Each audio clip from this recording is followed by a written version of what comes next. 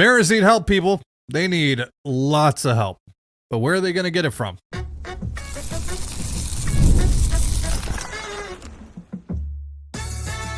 You are Locked On Mariners, your daily Seattle Mariners podcast. Part of the Locked On Podcast Network, your team every day.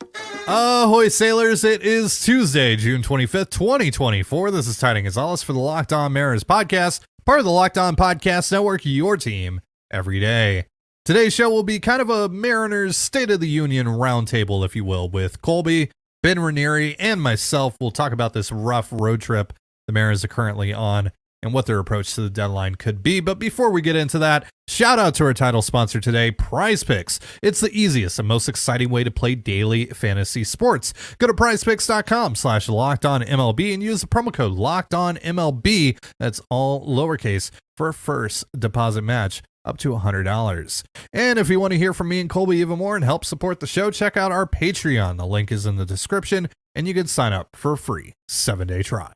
Ben Ranieri is back on the show with us today. If you haven't seen any of our episodes with Ben, I definitely recommend checking out his Substack at clevelbr.com. It's really good stuff. A lot of great analysis and interviews with players, including most recently an interview with Logan Evans, who should be in the Mariners bullpen here in the next week or two, I think. So, Ben, thanks for coming on. Yeah, absolutely. Thanks for having me.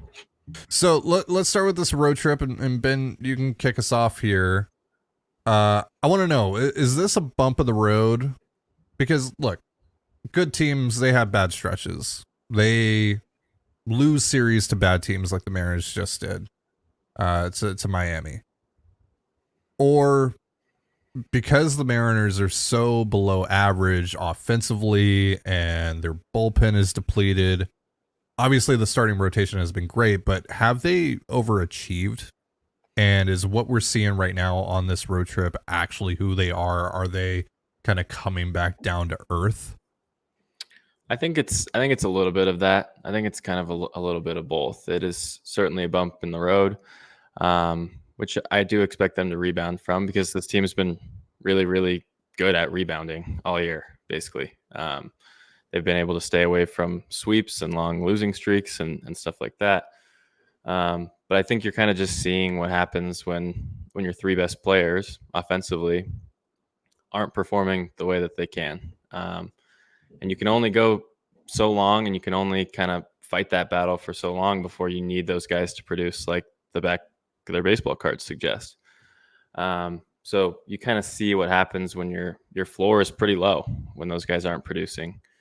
And then last night you saw a little bit of like some stuff that I've kind of been talking about since last September. Even when they had Matt Brash, they just don't have a lot of swing and miss in this bullpen. And so you can kind of run into situations where teams put the ball in play on you. You can run into some kind of bad luck losses. I know there was a walk involved there and stuff like that, but you are kind of seeing some of the cracks in this roster and some of the ways that they will lose games. I think it is a little bit of a bump in the road, and I do expect them to rebound, but I think that's certainly kind of what we've been seeing over the last week or so. Colby? Yeah, it's a team they got to figure out how to win games on the road. Good teams, bad teams, doesn't seem to matter. They struggle on the road. And it's weird too, because the pitching struggles on the road, kind of regardless of if it's a hitter park or a pitcher park, or if the opponent's good or it's bad. They just, for some reason, they haven't quite seemed to figure out the road element to that. And if you're going to make a playoff run, you have to win on the road, and you have to beat good teams on the road. And so, I think it's easy to say this is kind of a blip. I mean, it's kind of easy to say this is the season crashing down on you, kind of however you want to interpret it. Because, after this road trip, they have a really tough homestand against two really good playoff caliber teams, and then one that's trying to kind of save their season. So, it's tough it's just tough to kind of gauge one way or the other at this stage. But I would say they're certainly not this bad, right? They're not worse than the Marlins. They're not, worse on paper than Tampa Bay. They're just not playing good ball right now. And, when you talk about all the stuff Ben talks about, like when your three best players aren't the best players on your team and they're not really close. In fact, they're more issue than they are helping you solve that issue, then you're kind of relying on everybody else on this team to be something that they're not. And that doesn't mean they can't do it every once in a while. We saw the bottom of the lineup dominate the one game in Miami. We know that Luke Rayleigh is certainly capable of doing some things. We know that Garver is capable of doing some things. We know that these lesser tier players are capable of doing things, but if JP is going to be as bad as he has been on this road trip, if Julio is going to be as bad as he has been on this road trip, if Cal's going to be as bad as he has been on this road trip for an extended stretch of time, you're screwed. Like, your pitching has to be so good. And right now it's kind of tough to trust Bryce Miller, and you don't know when or if Bryan Woo is even going to pick up a baseball for you. And if he does, for how long is he going to be able to throw it? So yeah, it's a little bit of a mess right now. There are some reinforcements in the org, hopefully coming, like Logan Evans, who you might need to start all of a sudden again. Maybe we'll see what they do with Woo, and also Gregory Santos, who we got really good reports about yesterday. So that should help. But even Santos isn't a huge swing or miss guy in the bullpen. So yeah, this team definitely needs help. But I think that based on how they played on this road trip, I would say this is more of just an inevitability. And this is why building up that big lead that you had was so key, so that you could play like this for a couple of weeks and still be in a good position to make a playoff push into August and September. I think it also seems at least a little bit worse than it is, because it's also coincided with the Rangers and the Astros both sweeping two of the best teams in the AL, and now they made up quite a bit of ground on you, and essentially that 10-game lead that he had a week ago has been cut in half. Right. You mentioned Bryan Woo. We don't have any clarity on him at the time of this recording. We probably will by the time this show drops, because that's how things typically go when we drop this show. As soon as the episode releases, stuff that we talked about gets answered, like within 10 to 15 minutes. But last night, Woo exited the game in the 4th inning. This time it wasn't an arm issue, which from that perspective is good, but seemed like it was a hamstring issue. We'll get again more clarity on that soon. I believe he's supposed to go undergo an MRI later today. But look, we've talked about this, within the context of his arm issues and just the uncertainty around that this team needs to go out and get some sort of starting pitching help, and maybe that's a guy that can also work out of the bullpen in the meantime, or what have you. But another aspect of this that we've talked about is, should they go out and get a guy that's better than Bryce Miller? Because once you get to October, for the first 2 rounds, if you end up playing in the wild card round, and if you make it to the ALDS, you only need 3 starting pitchers. Once you get to the ALCS, if you're fortunate enough to do so, then you need 4, but you never need 5. So do you want Bryce Miller starting games in the playoffs? And do you just want to go with, go out and get an innings eater that can just get you to October over the final, 2-ish months of the season? Or do you want someone better than Miller? Do you want to go out and actually spend what it would take to go out and get a legitimate, number 3, or someone that's at least equal to Miller? And obviously I think we all know kind of what that would take in terms of, price tag. So Ben, what do you think about that? I mean, to me, that's something that it sounds great. I just have a really hard time seeing them actually doing that. I think they probably have a higher, hopefully his back is okay, but I think they probably have a higher opinion on Emerson Hancock than a lot of us and a lot of the, general fan base would. And they will probably trust him to kind of slide into that 5 spot if something is going to be wrong with Woo for an extended period of time. And I think we kind of forget how actually very, very good Bryce Miller is for a number 4 starter in Major League Baseball. I'll throw Bryce Miller up against pretty much any number 4 in baseball and take my chances with that. Especially now, if this was last year's Bryce Miller, then that's maybe a different story. He was kind of running up against an innings limit that he hadn't really reached before, and he couldn't really get lefties out. But this Bryce Miller, when he's got his good fastball in terms of command and he's in the right spots, the splitter has really helped him out. I would not have any issues with him starting a postseason game because when he's on, he's very, very, very good. And I'm stacking him up against any number 4 in baseball. Now, if you're talking about maybe upgrading the 5th spot at the deadline and grabbing another guy for innings purposes, like absolutely, I think that's a fair question. But I don't really think that this organization is going to see a need to necessarily upgrade over Bryce Miller. Colby, we'll get to your answer in just a moment, but first a reminder, this episode of the Locked On Mariners podcast is brought to you by Tax Network USA and SupplyHouse. Here on Locked On Mariners, we pride ourselves on getting you the latest news for your team, whether it's the off-season, the draft, spring training, or the playoffs. It's year-round. You know what else is year-round? Collection season. Just because tax season is over doesn't mean the IRS will stop coming after you for unfiled taxes. The IRS can garnish your wages, levy your bank accounts, and even seize your property. Don't let the IRS target you. Let the licensed professionals and tax experts at Tax Network USA go to bat for you.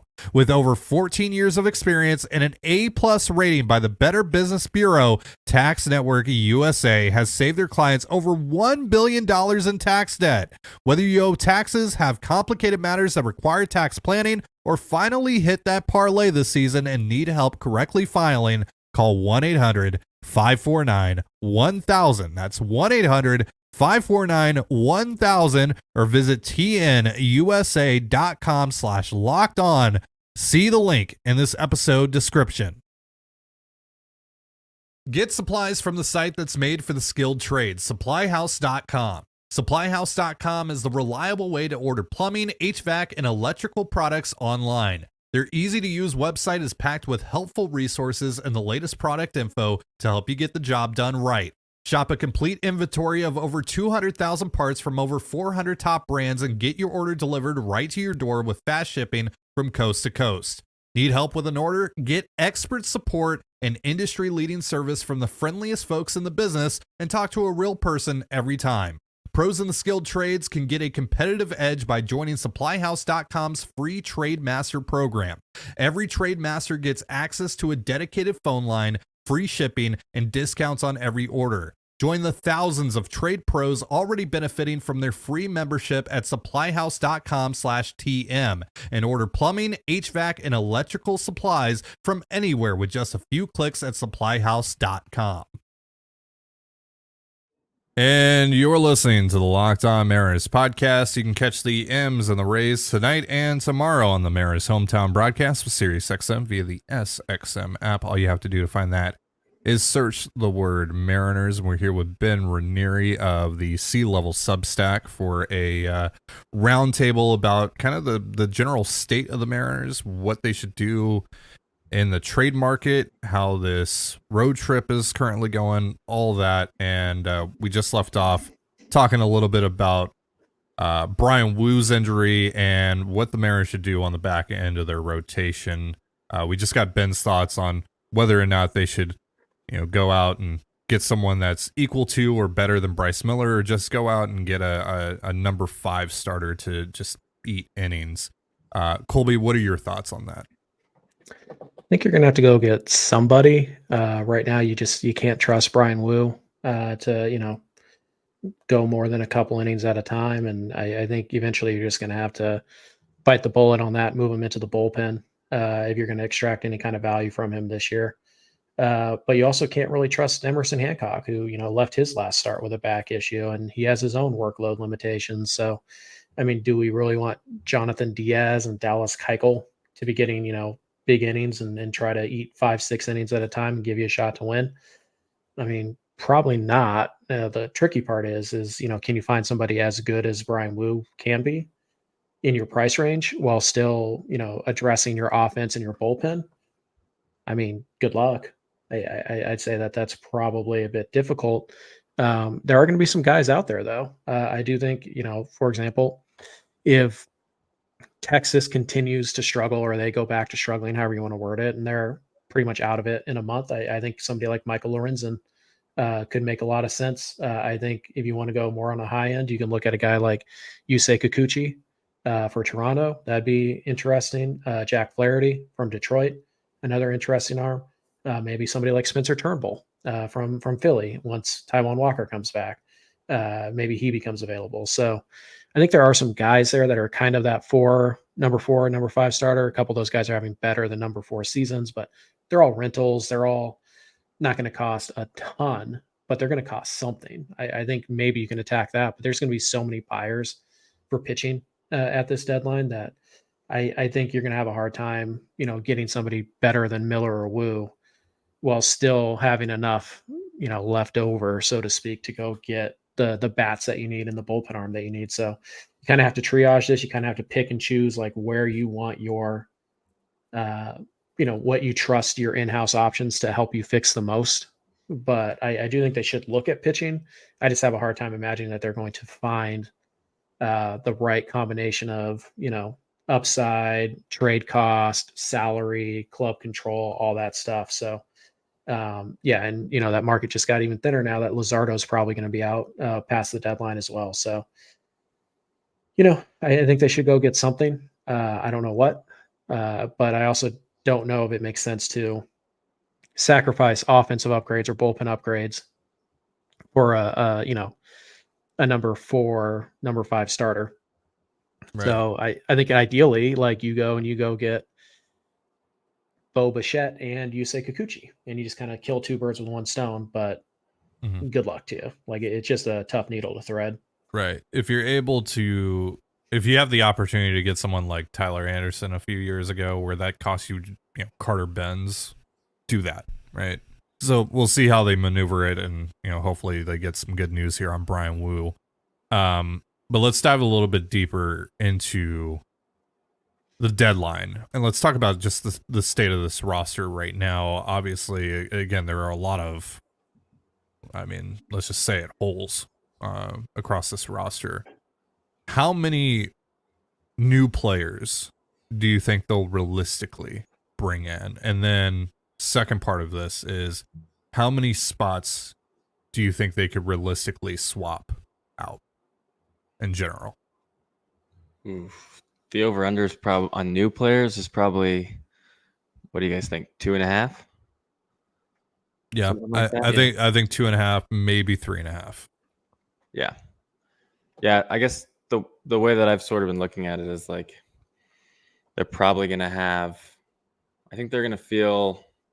My fear is that they're going to feel okay enough about the bullpen to just kind of send it with the guys that they're going to have coming back. So especially once they get Evans and Santos and potentially Spire. I still think that you could use another guy that can actually get some swing and miss. My fear is that they're just kind of roll with it, sort of like what they did last year. Even though I know that was kind of more of a sideways move.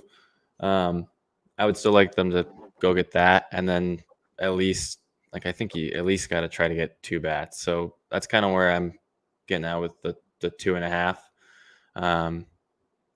I would probably take the over on that, just because I think they need to kind of cycle some guys through and get some new guys in here. But I think there is enough guys on the current bench right now that you could kind of get off this roster pretty easily by, even though Ryan Bliss has done a good job, like you can always send him down. Victor Robles has also done a nice job in his limited role, but that's another spot that's pretty easy to. Well, also you're still going to need depth. You're still going to need depth past the deadline, right? So pushing Bliss or maybe even, someone like Dom Canzone to Tacoma could help you long term, right? Over the, final 2 months of the season, because injury occurs. Okay, I have Dom Canzone in Tacoma. I have Ryan Bliss down in Tacoma. I have Tyler Locklear, etc. First of all, we should clarify. We mean players not in the organization right now. So not Santos, not Evans or anybody like that. I think 2.5 is probably the right number. I think expecting them to get 4 more new guys is probably a bit much. Doesn't mean they won't, pick up some guys on waiver claims and stuff like that. they made a small trade last year that nobody really cared about, but it's paid some pretty big dividends. Remember that when they went out and they got Trent Thornton, and like nobody really counted that as part of their deadline because it was a waiver deal a couple weeks before, and he's played a pretty big role for you the last 2 years. So I mean, it's possible they get 4, but I think like in terms of like what we would classify as deadline deals, I think it's going to be 2 or 3 guys. And I think, Robles is the easy one. Bliss is an easy one. And then there's plenty of levers you can pull in that bullpen right now. You're already going to have to pull a couple to get Santos and Evans onto this roster, maybe in the next week or two. So we'll see how they want to manage this. But yeah, there's definitely 3 or 4 roster spots that you can pretty easily maneuver right now. You have guys who have options. You have guys who, in theory, are going to be replaced by better versions of that player, Victor Robles being the main one there. So yeah, I think 2.5 is a really good place to set the over under in terms of like 26-man additions from outside the org. If you want to factor in, the guys who are going to be added, hopefully pretty quick, then I would suspect between now and deadline day, we're going to see 20% turnover on the 26-man roster, give or take. So yeah, I think 2.5 outside the organization is a good over under. I would say, I think they're going to bring in 3, like no doubt impact type of guys to try and, scotch tape this roster together as best they could for their playoff run. From a position player standpoint, I think there's 7 spots you can kind of wrap your head around that they could essentially swap out for new guys. There's 3 obvious ones, which is Robles, and then you can send down Bliss, you can send down Canzone like we talked about. And then you get into the group of guys that are making money or what have you. So Ty France, Mitch Garver, Mitch Haniger, those guys, right? That doesn't mean that they're going to replace all those spots, but maybe it's some combination of like, we're going to send down Bliss and DFA Robles, and we also got a team to take on Mitch Haniger's contract, or we got a team to take on Ty France's contract or Jorge Polanco's contract, whoever. Right. I think this team really does need 3 bats, to be honest with you. I think they'll end up getting 2, but I think they really do need 3.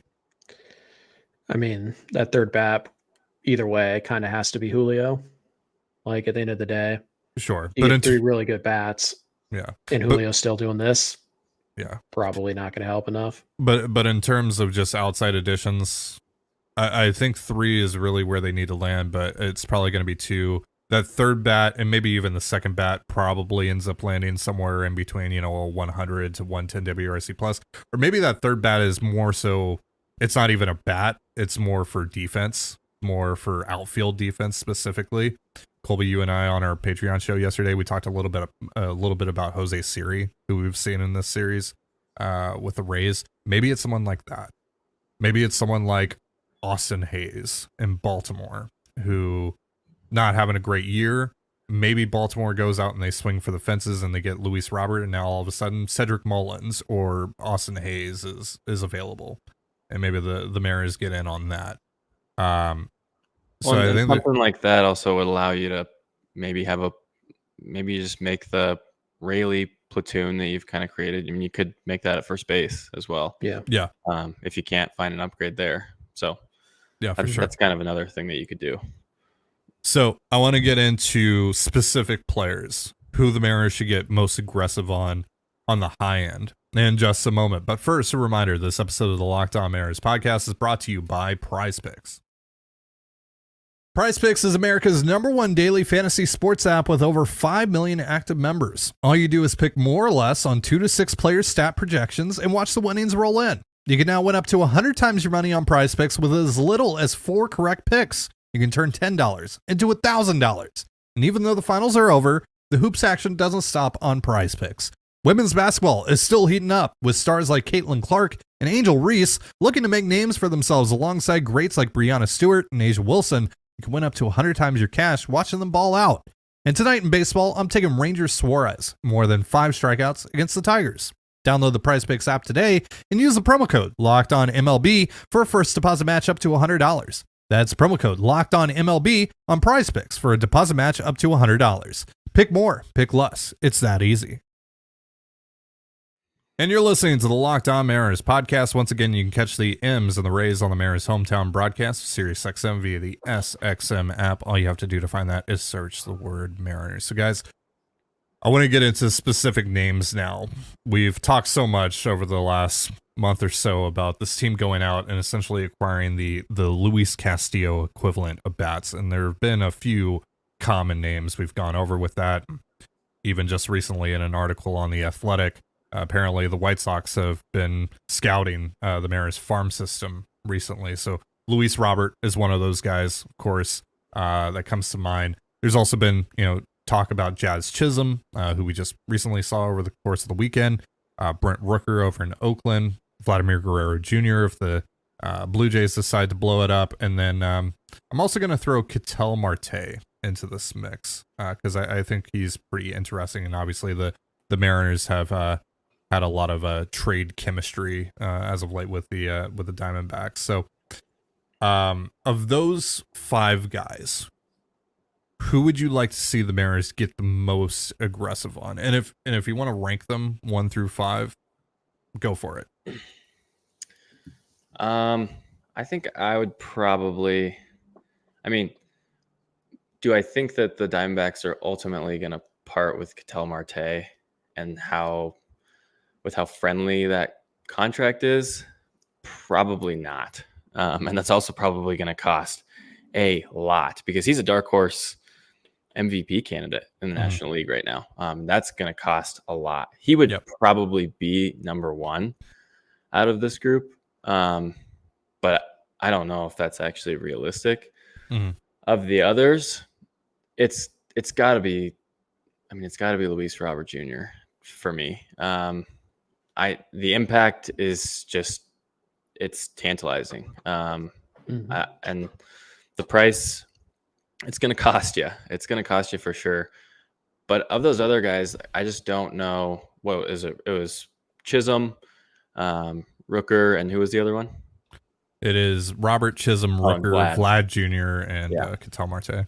Yeah, so I think Marte would probably be number 1.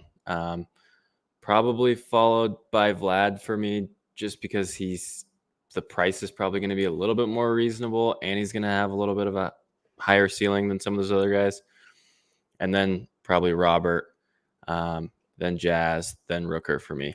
To me, they need a little bit more athleticism, and that's why Rooker is number 5. He doesn't really have a position. I know I'm not saying that, Vlad is a shining beam of athleticism, but like they need a little bit more just of a high ceiling offensively.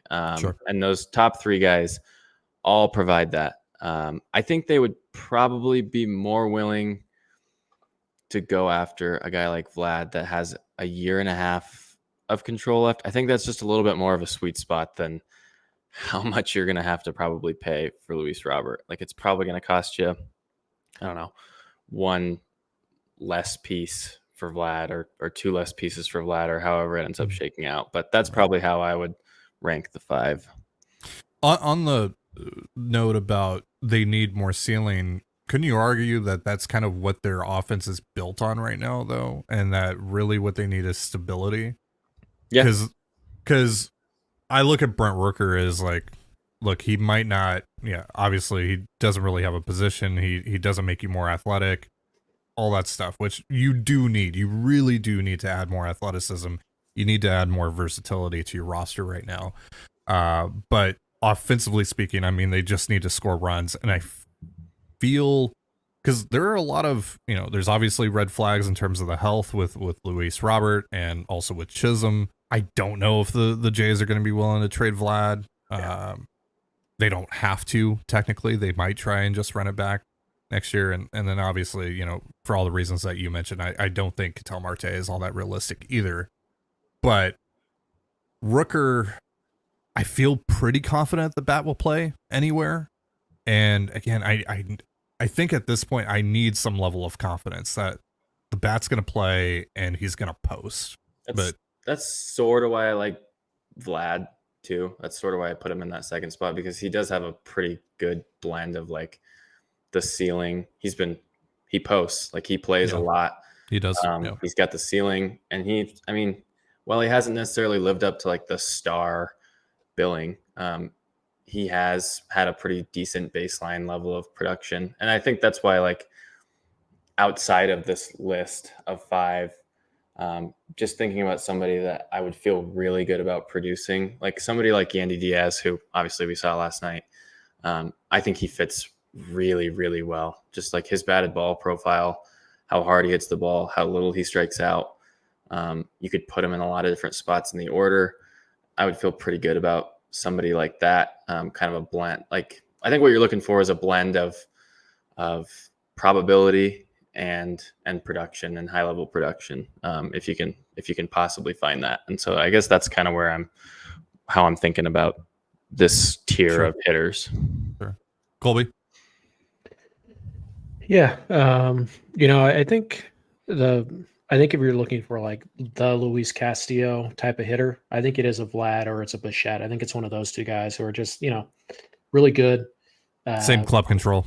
Right. But they're really good. They're probably, we've seen their peak and it's just like MVP, but in reality, they're not going to be that guy ever again. And I think they're going to cost roughly the same, give or take. I think you look at, if they traded Bichette, I think they'd probably want Francisco Lindor type of package, which was Rosario and Jimenez.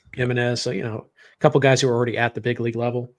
So I think something like that or something close to that. But I do think that, fans should be open to the idea that like, maybe it's not like we go get Vlad or Alonso or, we don't go get this big name guy. Maybe it's you go get Lamont Wade Jr. and Jock Peterson and Mark Canha. And it's like all those guys carry pretty high floors.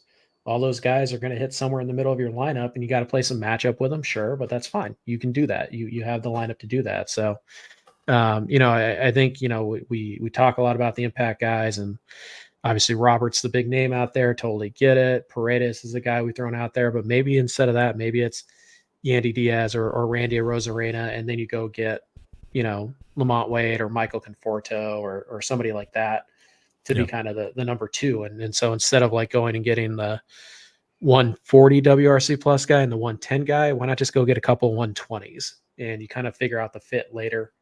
And you just kind of, I don't like to use the word hope, but you just kind of hope that Julio remembers that he's Julio and he can be that big kind of addition, and you just fill out the lineup around him so that, it's not, hey, we need Mitch Garver to be what he was last year. Probably not going to happen. We need Jorge Polanco to be what he was last year.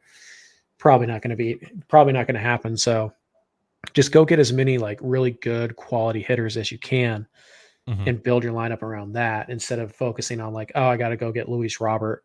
Right. If you can go get Paredes, if you can go get, Robert, if you can go get Vlad or Bichette, and if the price works, absolutely go do it. That would be my preference. But if you can't do that, or the prices get a little bit out of whack, I still think that there's more than enough quality bats out there. And, you have to embrace rentals too. You have to be willing to pay your number 22 prospect for 2.5 months of Mark Canha. You just have to do it. Like, you have to be willing to do stuff like that. So I think specifically when I look at this deadline, I go, yeah, I'd love to have Robert. I'd love to have all those guys that we mentioned, but like, they really need like a Lamont Wade or a Michael Conforto or a Mark Canha or, somebody like that. And this isn't an issue that just one guy, no matter how good they are, is going to fix, at least in terms of someone from the outside, right? Because like Julio could fix quite a bit of what's going on right now if he fix about half of it himself. Yeah. Like you talked about, and also Cal Raleigh and JP Crawford too. But yeah, like even if they do go out and they do, acquire one of these high-end guys like a Robert or Chisholm or whoever, they still also need to get their Mark Canha. They still need to get their Lamont Wade, their Michael Conforto. They still need more on top of that. Like, they can't, like we've talked about again, this is like the idea is essentially the Luis Castillo bats, but you can't do what you did after you got Luis Castillo this deadline. You can't afford to do that where, all right, we got our big addition. Now let's just like kick the tires on some guys that we're kind of interested in, like Jake Lamb and Matthew Boyd. Like you can't do that. Glorified waiver claims. Right. Yeah. You can't do that. You have to add more impact after that move as well. Or maybe it's before that move, whatever. But you get what I'm saying. In addition to the big bat, you need supplementary pieces as well. It could also be like a big bat, and then like I don't know, maybe you take like Dom Canzone or Jorge Polanco and a prospect or something like that, and you make like sort of a sideways move for somebody that's like got like, I don't know, a year and a half of control, or 2.5 years of control. That's like gives you more probability of producing, and then another team gets more control of like a Dom Canzone, or a Jonathan Clase and a Ryan Bliss or something like that. Yeah. Well, it's the other thing, and I think this is just kind of an inevitability at this point, given how things look around the league. I wouldn't be all that shocked if they ended up making one, if not multiple deals with teams that are currently in it. Even in the American League, which is not like last year. which is not as stacked as the National League, of course, in terms of just all those teams that are vying for playoff position. But again, I mentioned like the Austin Hayes idea with the Orioles. Like maybe that's something that happens here because again, not a lot of teams are clear-cut sellers right now. And which teams are going to be willing to, if they don't fall out of it, which teams are going to be willing to do what the Mariners did last year and maybe, trade off like guys that are either approaching free agency or maybe they're a year and a half away from free agency. Like we'll trade those guys. We're not trading long-term pieces, but we'll trade guys that have like a year and a half left of club control. Like how many teams are going to be willing to do that? And then how many teams are going to look to, like we'll add a Mark Canha and then we'll just see what happens, or how many teams are just going to stand pat. Right. So I feel like, this might be a case where like, what if you traded Ryan Stanek to a team that needs bullpen help? And this is just an example, or maybe Trent Thornton, whoever, pick a guy in the bullpen for, a fourth outfield type or like a platoon outfielder. One thing that has crossed my mind too, and this is a little bit unhinged, but they could think about trading Matt Brash even. Yeah. That you and I talked about this actually. Yeah. It's possible. Yeah. Yeah. I do wonder if there is a team out there that's like, all right, yeah, we'll take a swing on Matt Brash, and we actually see like value in that. And, I mean, like if you're the Mariners, like you're not just including him, like you need a team to properly value Matt Brash to at least a certain degree. I mean, it's not going to be, what he would have gone for, earlier this off season or last year. Right. But like you need some team to value him at least like 75% of that to probably do it. But maybe there's a team out there that would. I think just about anybody's going to be on the table for the Mariners, except for obviously Julio, Logan, George, Bryce, Luis. I think just about anybody's going to be on the table, including guys like Rayleigh and Canzone and maybe even Santos. Like I think there's a possibility that all those guys could be shopped or traded in an effort to kind of shore up other spots. I'd rather extend Luke Rayleigh, but if it's the difference between me getting Robert and Fetty or not, then I might have to move Luke Rayleigh in a deal to make that happen. So I think, there are a lot of guys that we're not talking about and we're so focused on the buying trades as we should be, that those sideways deals, or maybe even those deals that kind of look like selling trades, but they reposition the chips in a different direction. I think those are also deals that we need to be thinking about. All right. Well, Ben, thanks so much for hopping on with us and doing this. It's always a fun time. Let the people know where they can find your work. Yeah, you can go check out my Substack at clevelbr.com. You can follow me on Twitter at benranieri10. Go upgrade to paid subscription or just subscribe. Do daily podcasts and get stuff out there pretty much every day. So if you're a baseball sicko and you're looking for more, go ahead and go check me out. And that's going to do it for our show. But before we get out of here, a reminder that Locked On has launched the first ever national sports 24/7 streaming channel on YouTube. And now it's also available on Amazon Fire TV and the free Fire TV channels app. Locked On Sports Today is here for you 24/7, covering the top sports stories of the day with the local experts of Locked On, plus our national shows covering every league. Find Locked On Sports Today now available on the free Fire TV channels app. Thank you so much for joining us here on the Locked On Mariners podcast. For Colby Patnode, I'm Ty Dan Gonzalez. Be sure to give us a follow on Twitter at LO_Mariners. You can follow me at Ty Dan Gonzalez and Colby at CPAT11. That's CPAT11. You can also find all that stuff in the description of this episode. Have yourself a beautiful baseball day, and we'll see you next time. Peace.